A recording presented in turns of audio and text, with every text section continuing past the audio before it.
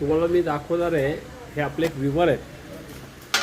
त्यांनी काय केलं आहे, सिल्कचे ब्लाऊज पीस त्यांनी बनवून दिलेत पैठणीचे. आता पैठणीचं जर ब्लाऊज घ्यायला गेलं तर 3-4 खाली भेटणार नाही.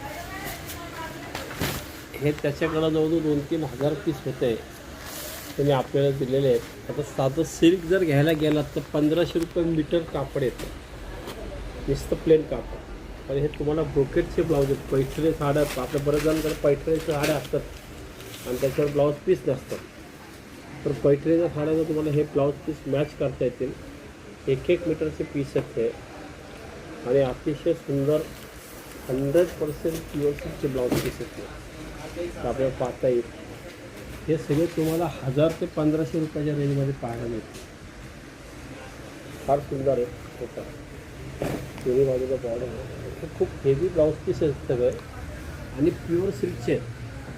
मला व्ह्यूवर्सनी काही चान्समध्ये दिलेले आहेत ते मी तुमच्याकडे दाखवतो. पैठणीचे ब्लाऊज पीस पाहायला मिळत नाही आणि जे मिळतात ते सगळे पावरलूम वगैरे असं हलके ब्लाऊज असतात साधे साड्यांचे. पण हे प्युअर सिल्कवरच आहे. अतिशय सुंदर आहे. काठ पाहायचं फार छान काठ आहे.